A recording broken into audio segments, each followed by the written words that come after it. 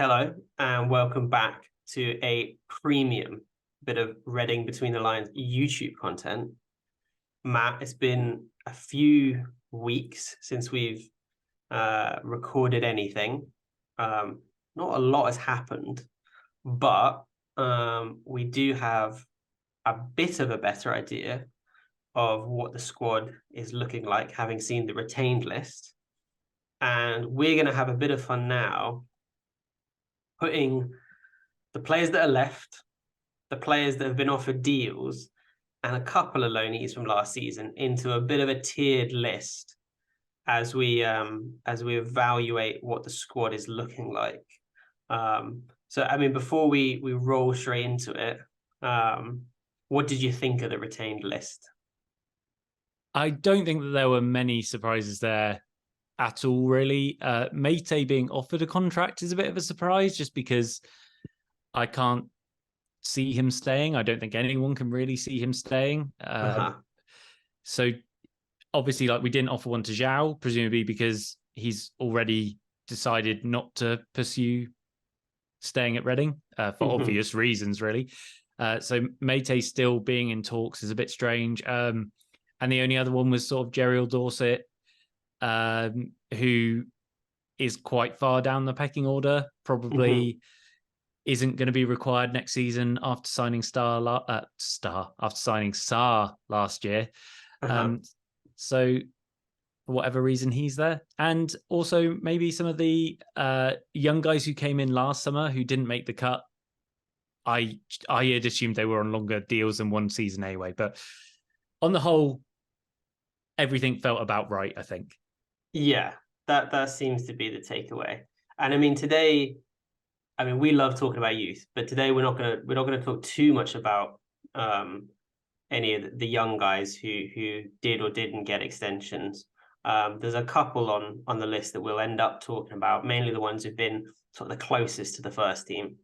But we'll save a big dive into who might be the breakout stars the next season for another time.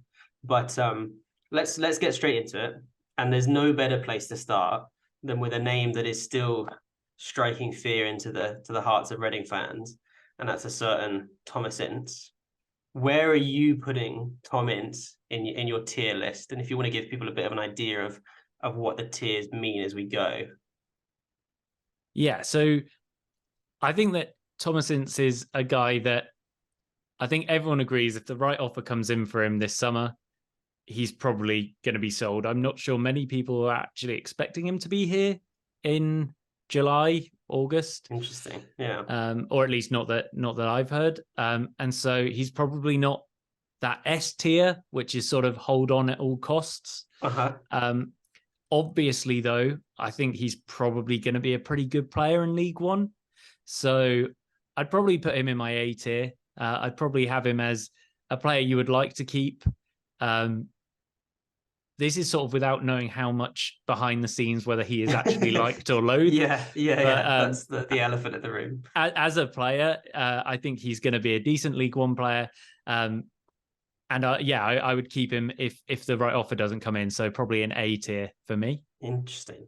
I think I'm happy to agree A, but I'll be honest, I think he's a bit lower down in mine.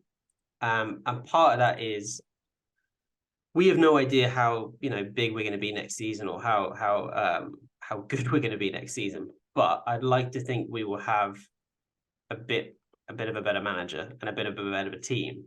And I don't know that he offers enough outside of being hardworking. So I'm slightly cautious that he'll drop down and his level won't be that great. But I'm kind of with you. If an offer comes, I'm happy to ditch him. But if he stays, I'd be surprised if he isn't fairly important to the squad, a squad that isn't that big. So yeah, we'll move on to another who, well, it's probably not quite right to say he signed a new contract. He had a clause in his contract last year that meant we could sign him on for an extra year, trigger that year extension. And he did all right in that first year. He was a pretty low risk signing in the summer. I think it's hard not to think that he has come away from that season exceeding expectations. And given he was relegated out of League One, I think it's safe to assume he will be a fairly solid option at left back. He's currently the only senior option at left back. But I think I'm going to sort of lean towards an A myself, because I think if somebody was impressed enough to buy him, I think I'd be tempted, but I doubt anybody will. What about you? Where are you feeling with Guinness Walker? I think that, and these are the first two guys we've put in, so we're going to do terribly with these two, and have to stick to that for the rest of the pod. But I think he'd probably be in my B category, in the sense that Okay.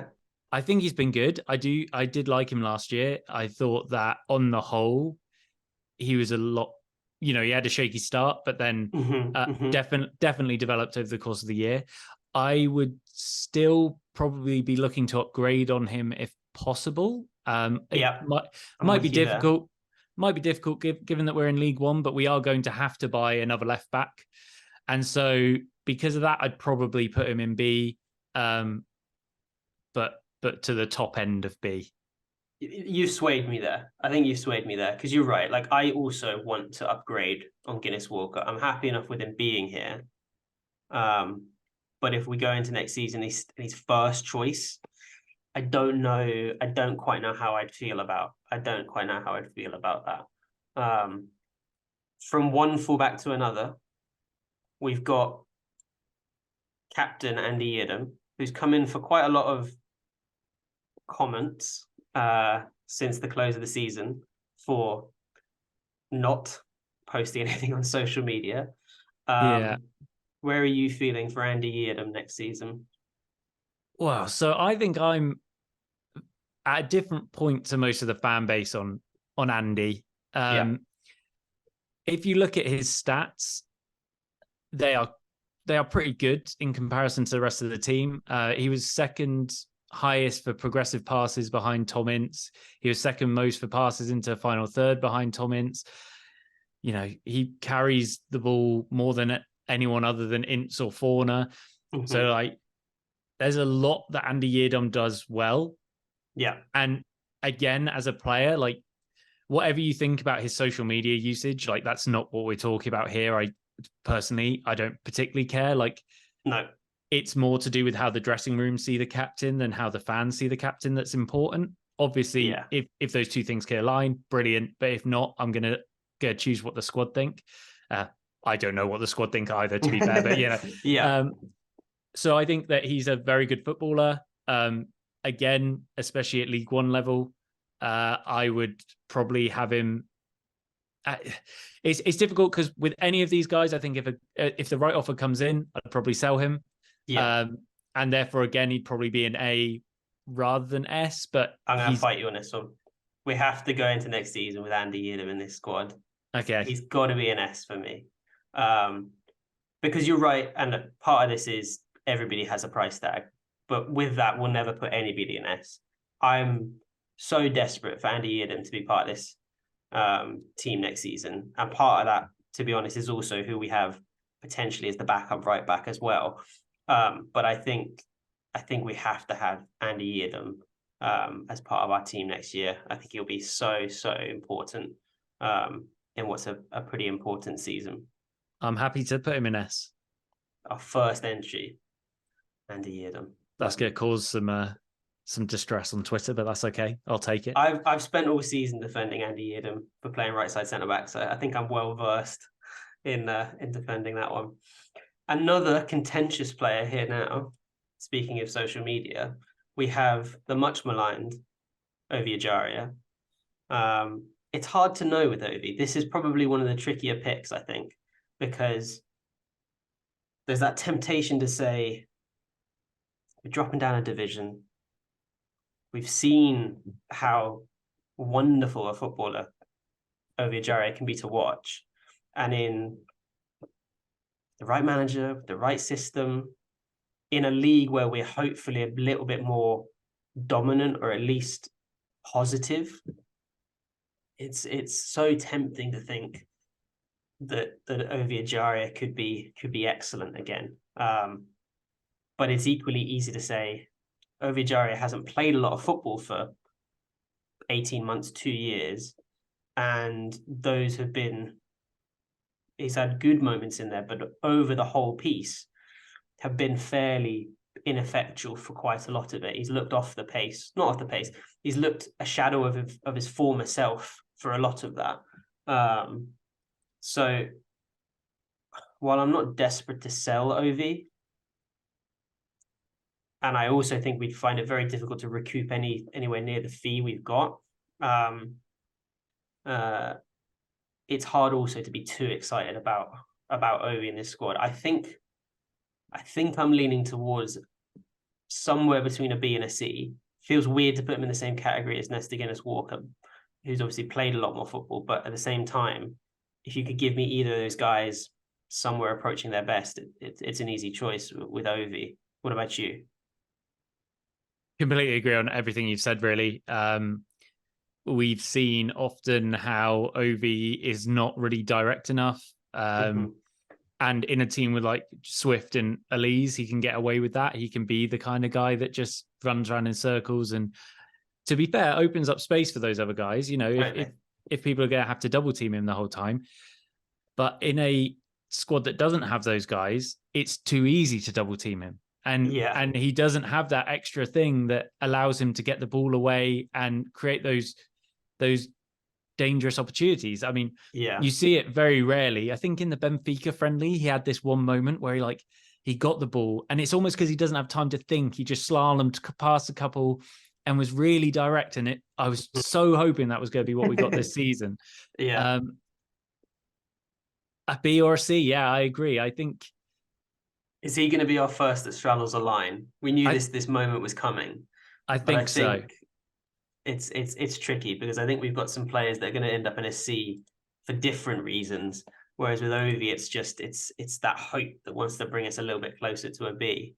Yeah, I mean, if he gets up to what expectations were a couple of years ago, he'll be in that S tier. But you just, we haven't seen enough of him over the last 2 years, really. And when we have seen him, partly because he hasn't had enough games, really, but as I think I said in the last pod, the only memory I have of him for this season was dragging that Watford guy down for a penalty. So so the next player has had a lot of airtime on our podcast. It feels like Twitter has been calling his resurgence for the last couple of months. I think we've kind of only caught onto that a little bit, not caught onto it. I think we've only started to get aligned with that in maybe the last 4 or 5 games, and even then it's a little bit of a stretch. But we've got 4-year contract Naby Sarr from last summer. But without rehashing old comments that we've said plenty of times about how good we actually think Naby Sarr is, where's he on your tier list? So I think that over the last month or so of the season, he did start playing a bit better. If you look at his stats, he's super high in the number of dribblers that he tackles, which is interesting, given that Tom Holmes really is not too good at that. Which should make them a good partnership, but hasn't necessarily turned out like that so far. I think that he is bad in the areas you expect him to be, so like heading and whatnot, but I still think that he is probably a B. He's shown me enough that he's going to be a passable option this year. I'm not desperate to keep him, but I also think that he will be good enough. I think I'm with you. I think it's a stretch to say, we've got to be trying to sell Naby Sarr this summer or anything like that. Yeah. And I think it's also probably a stretch to say if he's actually going to be coming in for him this summer, but who knows?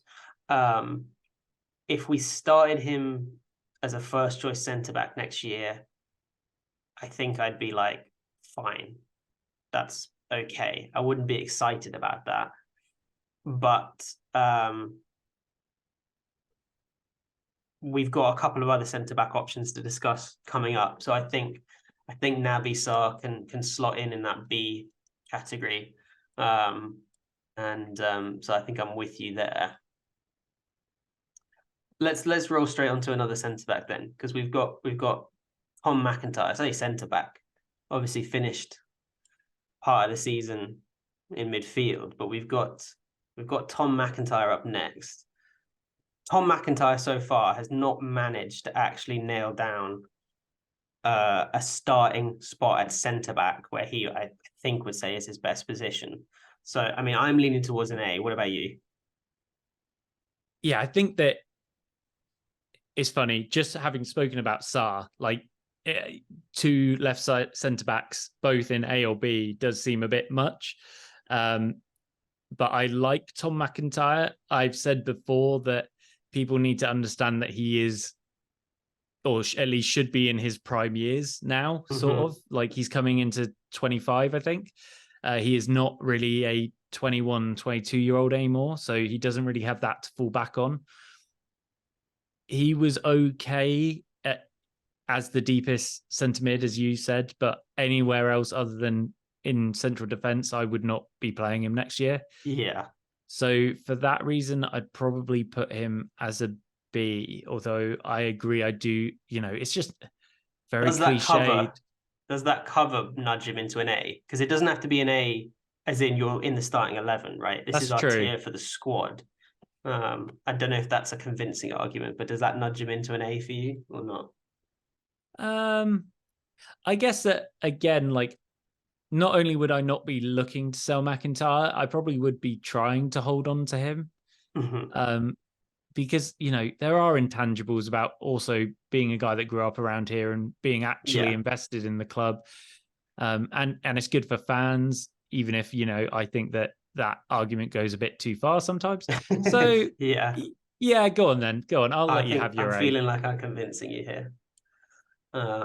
We'll take a break from centre backs and we'll talk about big AC. There seems to be some debate as to whether AC is about to tear up League One or that AC is about to have a long overdue injury break. Where is AC fitting in for you? Well, so I personally would put him in D. I would not be wanting to keep Andy Carroll. That one's going to be contentious, I reckon. Yeah, I mean, not on this though. I'm with you 100%. I mean, I think everyone now has seen the way that he changes the way that the team plays. I mean, we've been going on about it for ages. His only redeeming feature is last year he scored 9 goals from 4.5 XG, which is obviously like a unbelievable overperformance.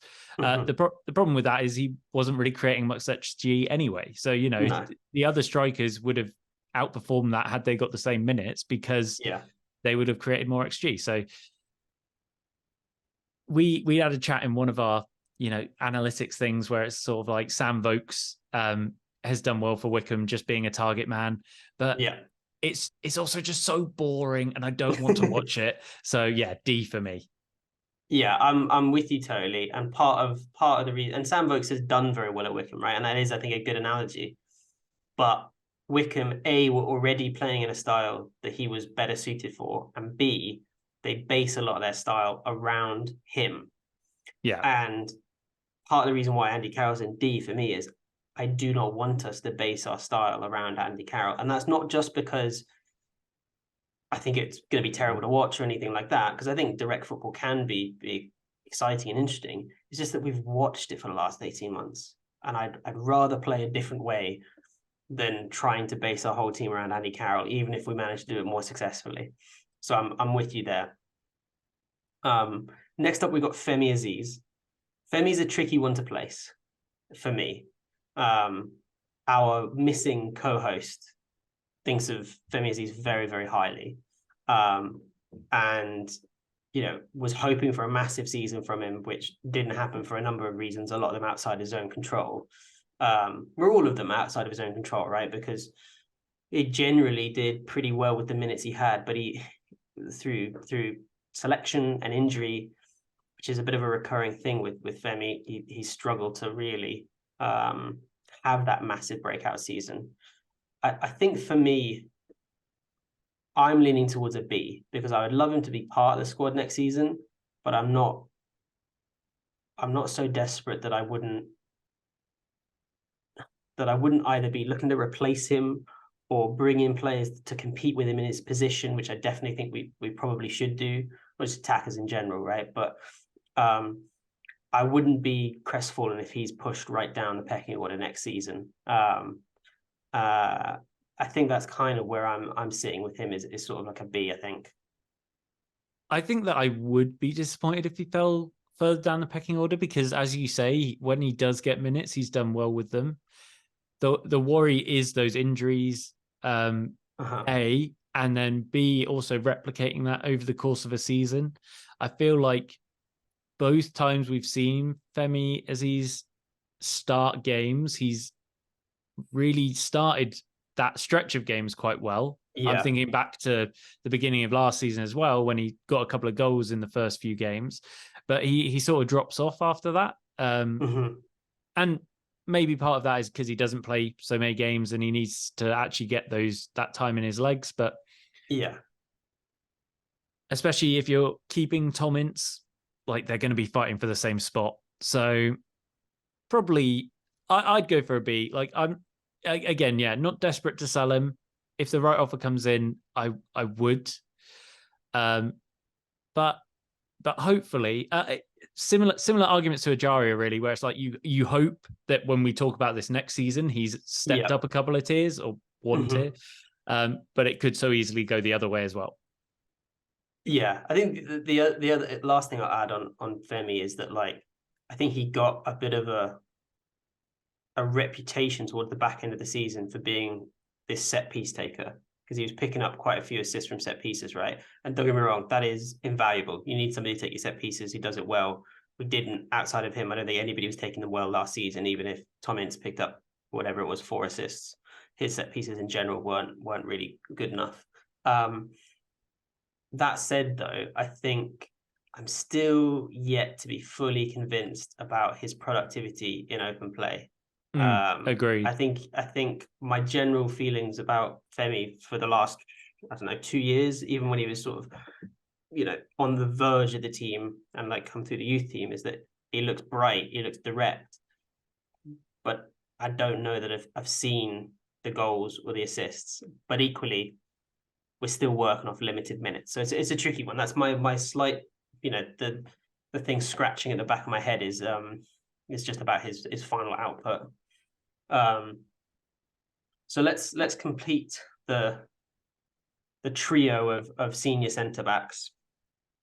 Well, we'll touch on another potential centre back, I suppose, in a minute. But where are you putting Tom Holmes in your list? Would you say? I think in A, I think he's a very good centre back. I think he's getting to be pretty reliable. Obviously, vice captain of the team. That was an odd choice, but I think that he's sort of done okay with that. Hasn't really been called on to be actual captain too much, admittedly, but it's not overawed him by the looks of things. And really our only right-sided centre-back, unless you're going to move Yids across, and in a back four, that definitely doesn't work. In a back five, it's okay. I like Tom Holmes a lot. I think he has weaknesses in his game, but still young enough that he's developing and hopefully will be a very good player going forward.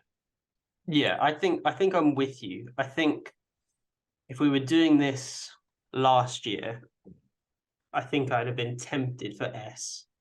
Not necessarily for output, but I think my thoughts on him are somewhat similar to McIntyre in that, like, I think we've got two guys here who have played their entire careers basically at Reading, right? A couple of loans out, Holmes went out on loan, McIntyre's not been out, but the majority of their game time has been at Reading. And the majority of their game time has been chopping between managers who either have different styles or, broadly weren't up to it, right? So they've had very inconsistent senior coaching. And I think part of me is holding out hope for both of them, that once they get a good manager and they get some consistent coaching over what is hopefully going to be a 2 or 3 year period. I know that's asking a lot of a manager, but even if it's not the same manager, we'll hold out hope that this new structure has better planning around that stuff. I'm holding out hope that there is still an excellent player in Tom Holmes because I've seen enough hints of it. Yeah. But I think he's dropped down to an A just because we have yet to see that really kick on in ability in certain parts of his game, even though I do feel like they're there. They just need to be brought out by the right management. Yeah, I mean, he's definitely not that great at like 1v1 defending. Yeah. But I think that in many ways, him and McIntyre or him and Sarr are quite good partnerships because the other player in that partnership tends to be good at 1v1 defending. Mm-hmm. He's quite good in the air. He's very good at passing. There's a lot to like about his game, but I agree we haven't quite seen it actually do anything, I guess. Yeah, that potential hasn't been realized yet fully. Yeah. Let's talk about a guy on the very other end of his career, which is Sam Hutchinson. It's a tricky one with Hutchinson. I mean, you were saying just before we started recording that this is not a big squad that we've got at the moment. And as we record now in May, it's quite difficult what to think about Hutch because if he ends up being a squad player next season, or I'd say even further back than that, if he ends up being a backup player who comes in when we desperately need him to, or he comes in and late in the game or something like that, then I can see a role for him. But I do think personally, I'd be looking to get rid of Hutchinson this summer because I think that sort of squad option that he would potentially provide, I need more durability for. I don't need a guy who is probably going to play 10 to 15 games next season. And personally, people have different opinions on his actual quality or ability. Personally, he didn't even get into my first team much last season with all the options available, and I didn't love my midfield at all last season. So for me, I'm leaning towards a D, but I will let you try and convince me to a C if that's how you feel. No, I've changed my mind since pre-record, and mainly because currently I'm expecting us to play a back four. If we were playing a back five, then maybe a C, because more centre backs. Hutchinson is fine. Like I wouldn't want him near the starting 11, but like as you say, as a backup option, I think he would be okay. And especially, I mean, League One. I know you've said on Twitter like we shouldn't rely on dropping down a division for some of these guys, but like I think Hutchinson, when he played last season, he wasn't terrible. But the problem is he's out injured so much that it's not useful. He is a walking yellow card. And if we're just playing a back four, I would not want him in left centre back or right centre back. If we're playing a back five, I think maybe you can cover up some of his more glaring deficiencies, and maybe therefore he'd be a C. But yeah, no, I'm happy with a D for Hutch. Okay, so let's talk about another player who I think is going to be a tricky one to place here. I think I know where I want to put him, but the reasoning is going to be tricky. Where are you feeling for Jamari Clark? This is Jamari we're talking about. Yeah, didn't have enough characters for J.A. Clark. Oh, ridiculous. How many J Clarks? I don't have the other Clark, so that was my excuse. Yeah, fair. So I have yet to be fully convinced by Jamari Clark. I think that he clearly has a very good goal record at senior level, which is great. The goals that he's scoring are very nice. But I watched him in an FA Youth Cup game, and he got bodied. Like, he was not a big, strong striker, and it's like those are games you want him to be really dominating in. And maybe I'm putting too much weight in that, because maybe he doesn't really care about an FA Youth Cup game versus like other things. Like, obviously, you saw the way he ran across bodied the defender in that Birmingham goal, where he runs across him to get the header in. Yeah. All of this is very promising. Yeah. He is very injury prone already in his career, which is worrying, but he's still very young. So hopefully he'll sort of grow into his body and he'll get a bit less injury prone. I think I'd go for an A. Wow. Because I think I wouldn't want to be losing him at this point. Interesting. Okay. I think this is going to be the biggest gap that we've got. Okay. I'm going to make my case. I'm going to make my case for Jamari Clark going to C. Okay. Which is that I think that Forest Green loan was, it was always going to be a tough ask, right? Because they're not a good team. But I think was the right move for him at his career. And then it got interrupted by injury. So I think it's going to be tricky to find lots of game time. Who knows what setup we're going to have next year and who we're going to bring in. But I think it's going to be tricky to find enough game time for two young strikers in League One next season. And my preference would be that Jamari Clark goes out on loan in League One, but with an option to recall him in January. Because I think at the moment there's probably value in putting our eggs in the Kelvin basket ahead of the Jamari basket. And it might well be that we get to January and Jamari's played 15, 20 games, scored a handful of goals, and Kelvin's been sat on the bench the whole time and has barely got a look in, right? That's a very possible outcome. But I think I'd rather keep Kelvin in-house and put Jamari out on loan to try and get those minutes he was looking for tail end of this season, rather than either keep both or swap it around. That's kind of where I'm leaning. Okay, so by the sounds of it, we've got different ideas about the tier list, and therefore I would be putting Jamari Clark in A, because I don't want to sell him this summer. No, I don't want to sell him. I'm perfectly happy for him to go out on loan. Perfectly happy for him not to really play many minutes next season in a Reading shirt. Yeah. But I would definitely not be offloading him in a permanent sense. No. So with that in mind, then I'm happy. I'm going to push for a C as a way, okay. Because I think the higher up the list, I'm leaning towards the more involvement sort of we want from them next season, I think. Okay, so what we'll settle on then is we'll put Jamari in C, but we'll tuck him off to the side, just a little asterisk against his C bucket, which is that we both like him, we both want him long term at Reading, but we maybe see his immediate future out on loan somewhere. Yeah, where he can continue that insane goal record he's got.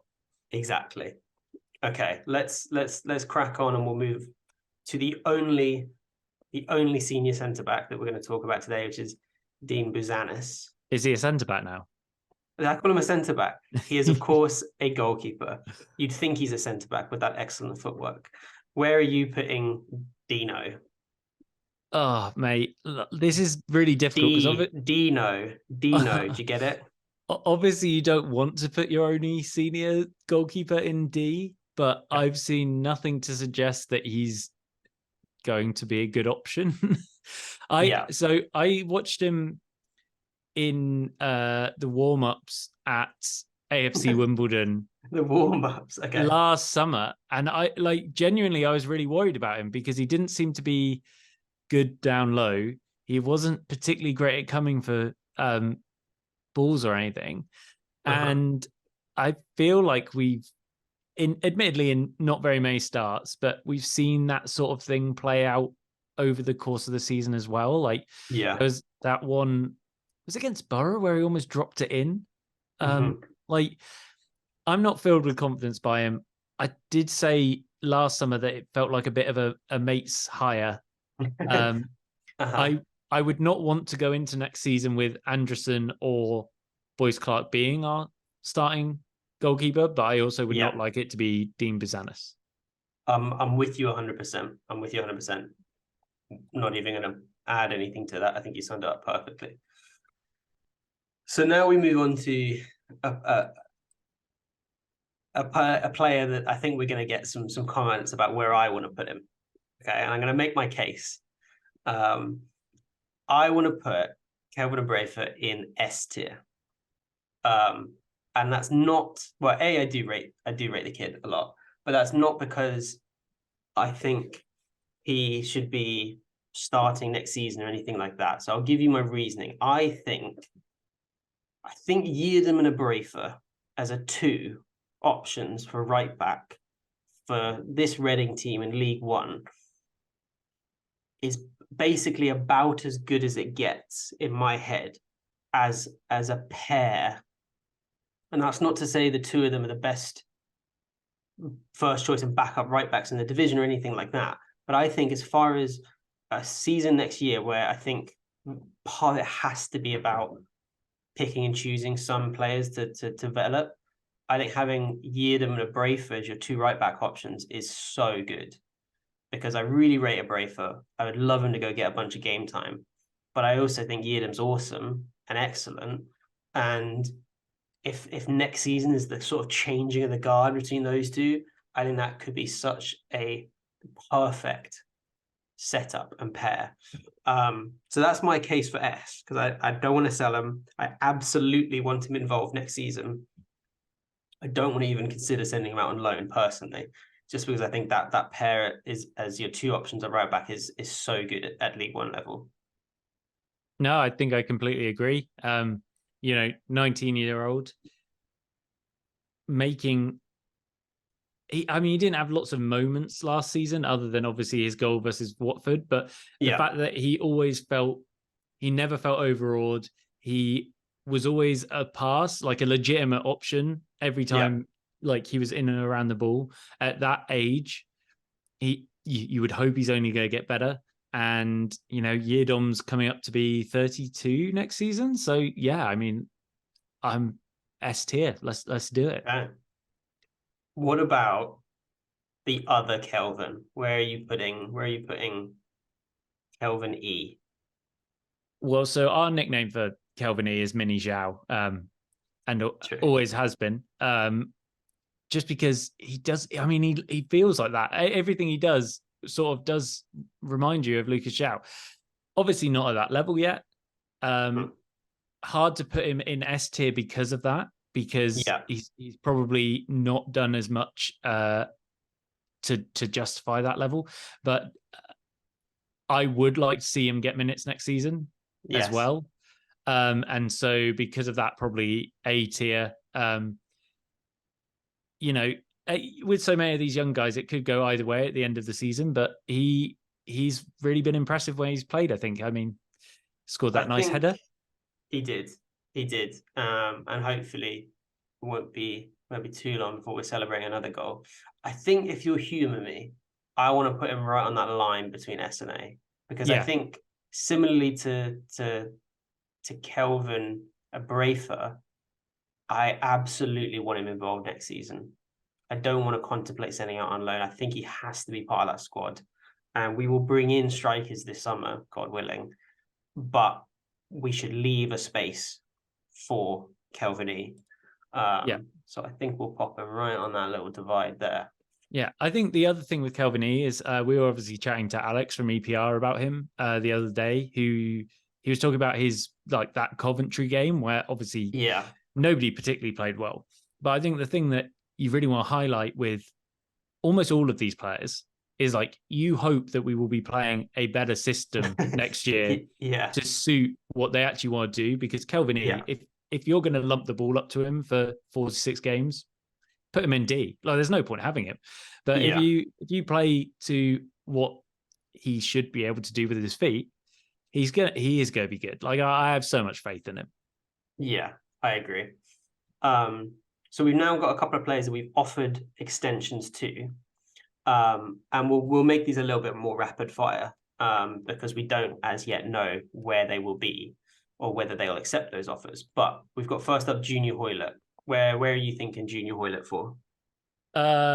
Did okay at the beginning of last season, faded throughout the year, but hopefully if he's more of a bit part player, I would probably put him in C. I wouldn't like to have him next year, but like happy to. I'm completely with you there. I think you've nailed it. Yaku Mete, tricky one. I agree with you from what you said at the very start, which is I was surprised we even announced that we'd offered him a deal, because I just assumed that was off the cards, off the table completely, sorry. I think if there's an opportunity to bring him in at a wage that makes sense, and I think right now we have to assume that we've offered him a wage that we are comfortable with. If there's an opportunity to get him, I think he has to be, we have to take it. We have to take the opportunity to get him if there's any chance. But for me, I'm leaning towards an A rather than an S, simply because I don't think we should absolutely push the boat out completely for him in an S tier sort of way, because I agree, don't want us to financially burden ourselves with that, if you get what I mean. Yeah, but you'd use that same reasoning for Yeardom, wouldn't you? Like, you're not going to jack Yeardom up with a massive contract. I think if Mate, he already has his contract though. I know, but like are you pushing for S for Mate? I think Mate's got to be S tier. Like, you've seen what he does in the Championship. He's going to tear up League One if he's in League One. Like, he will. I agree. You don't want to financially ruin us with that deal, but also you should. That's the kind of player you want to be pushing the boat out for. Like, he is a championship level player at least, or probably at most as well, but he is a championship level player, and having him in the squad next season would be massive for us, I think. I do agree. Okay. Amadou and Benge, another one that I guess I'm less surprised we made an offer, but I'm leaning towards doubting he will actually resign. But where are you thinking him in here? So in January, I sort of said it's going to be difficult if we ever move to a back four with Mbenge, because you don't really want him to play right back ahead of Yids and a Brafer probably. And, you know, Holmes is going to be our starting right centre back. So you're not leaving yourself with a lot of place to play him. And I think I called him our signing of the season last year, but I'd probably have him in B. We're so in sync, Matt. I'm completely with you, right? Because I think we've got a few centre backs on here already who, like it or not, are going to be here next season, barring any big offers, right?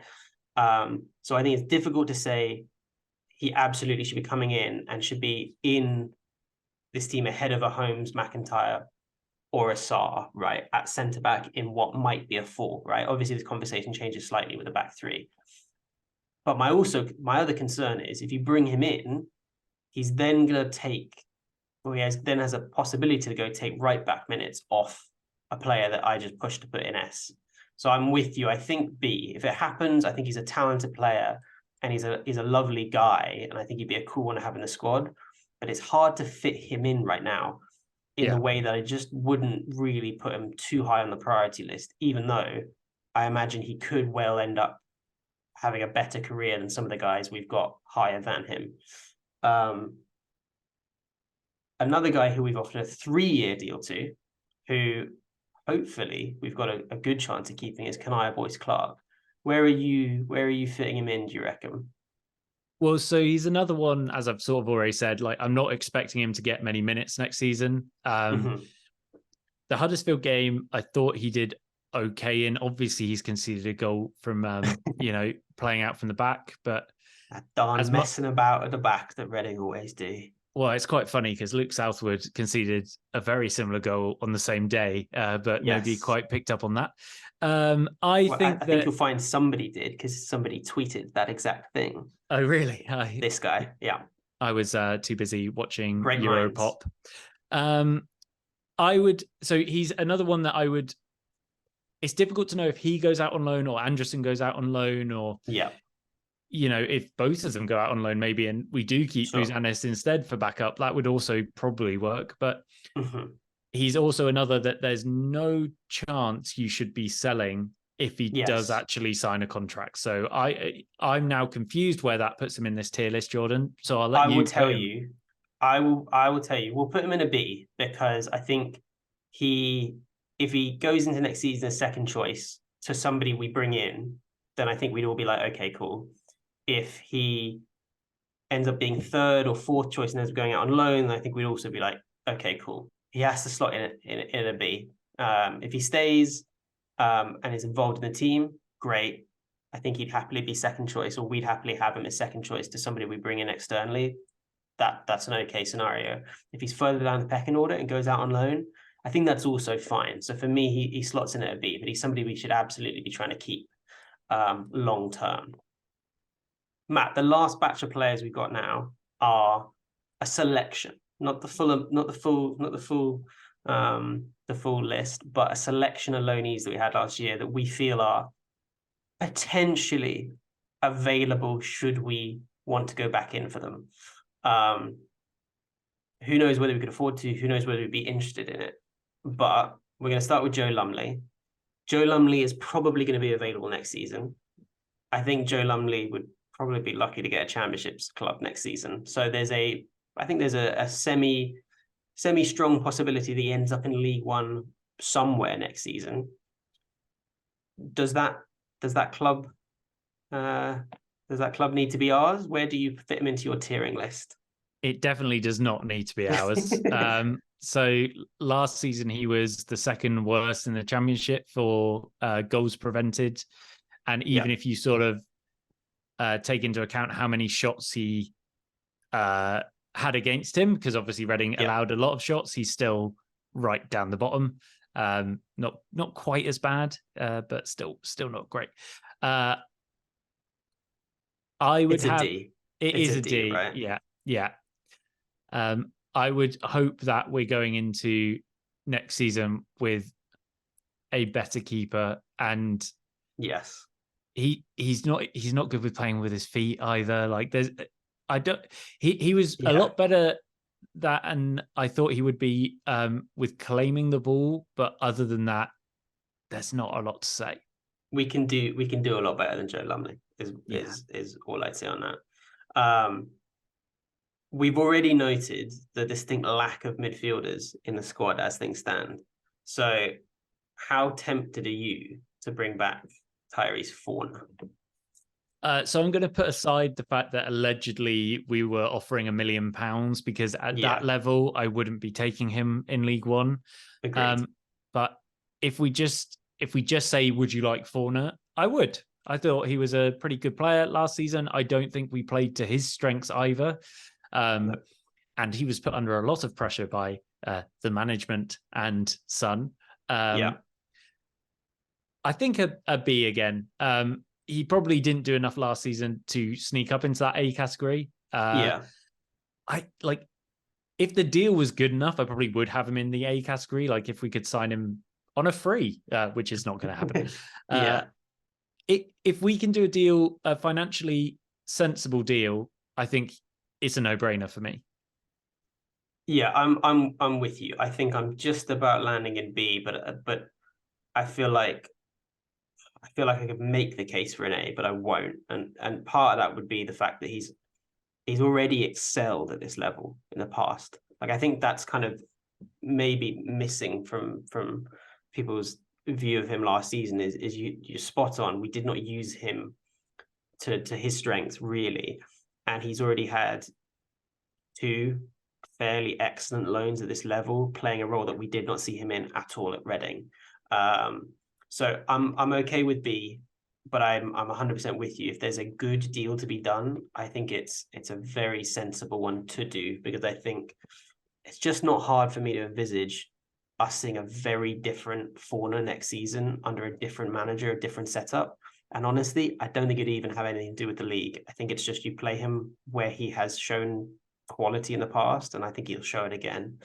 We're down to our last player. D. No further words needed. Jeff, if there was an E tier on this list, you'd be in the E tier. I do not want to see Jeff Hendrick play for Reading again. We could be in National League. I don't want to see it.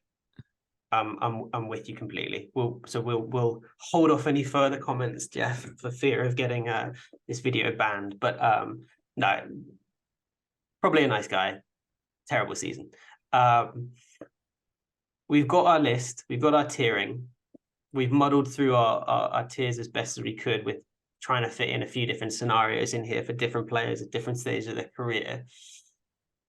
What's jumping out to you as areas that desperately need addressed, or what jumps out at this list of where we should be looking this summer? Well, we don't have many midfielders on this list, and I don't know whether those in the under 21s are going to be ready to step up into a starting 11 role, especially not if the season that people want to have comes to fruition. Like, I don't think those guys can be starting. So it would be nice to have some central midfield. I think that we are fairly well stocked, at least at right wing and centre back. There are places where we've got decent depth. And right back, obviously, to S tier. But yeah, midfield, new left back, new goalkeeper. Yeah, new left wing as well. I mean, there is still a lot of stuff that needs to be done this summer. Yeah, I think what I'll finish on is not a position or an area, but I guess it's a sort of a type of recruitment. I think this squad has a handful of players that they're at like a good age, good level of experience. Some very experienced players in here, but even the sort of younger-ish ones or in the middle with your Holmes, your McIntyres, have played quite a lot of football. So I think there's a good foundation there as far as experience is concerned. And then you've got a handful of very talented youngsters. I think what this team is crying out for is some 20, 21, 22-year-olds getting their first opportunity in League One, or maybe their first opportunity, away from, a parent club at like a Premier League team, right? But I think we could be an excellent landing spot for either some talented guys stepping up for the first team, or up to League One, or some guys who are maybe released from a Premier League team this summer and have League One as their landing spot, whether they've been on loan or not.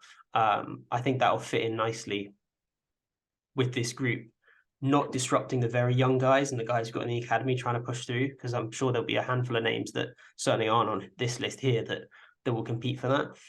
And also, we can potentially rotate them in and out, and not have to rely on, a left winger that we bring in who's never played League One football before, and we're saying, all right, we need you to go play 46 games and we need you to perform because we're trying to go up.